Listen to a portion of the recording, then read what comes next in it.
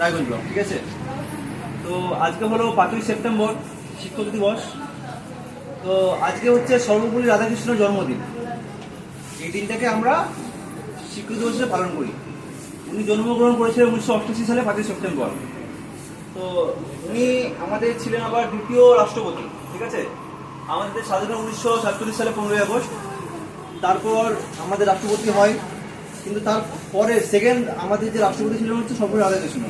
উনি 10 বছর ছিলেন, 1952 থেকে 62 সাল অবধি। তো উনি ছিলেন হচ্ছেন একজন শিক্ষক এবং তার সাথে দার্শনিক, এবং তারপর উনি হচ্ছেন একজন রাষ্ট্রপতি। তো উনি রাষ্ট্রপতি হওয়ার সাথেও তার যে শিক্ষকতা এবং দার্শনিকতা উনি বাদ দেননি। তার এই মহান কাজের জন্য তাকে আমাদের দেশ মানে একটা শিক্ষক হিসাবে এই দিনটাকে পালন করা হয়, তার জন্মদিনটাকে।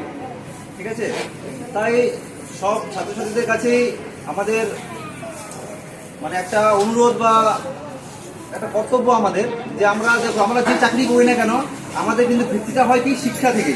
ঠিক আছে, আমাদের কেউ ধরো মাস্টার, কেউ প্রফেসর, কেউ ইঞ্জিনিয়ার, কিন্তু তারা কিন্তু যে ছোট থেকে বড় হয়েছে তাদের কিন্তু মাস্টাররা শিখিয়েছে। ঠিক আছে, এখন ধরো তোমাদের ছেলেমেয়েরা ছোট আছে, তাদের যে অ ক খ পড়ছে বা তারপরে যে আস্তে আস্তে বড় হচ্ছে 5, 6, 7, 8 মাধ্যমিক, উচ্চ মাধ্যমিক, তাদের যে শিক্ষাগত ভিত্তিটা যত ভালো হবে তার ভবিষ্যৎ তত উজ্জ্বল হবে। ঠিক আছে, তাই আমাদের দরকার আমাদের শিক্ষককে সম্মান দেওয়া, তার প্রতি আমাদের কর্তব্য পালন করা। ঠিক আছে, এগুলো আমার বক্তব্য শেষ করলাম।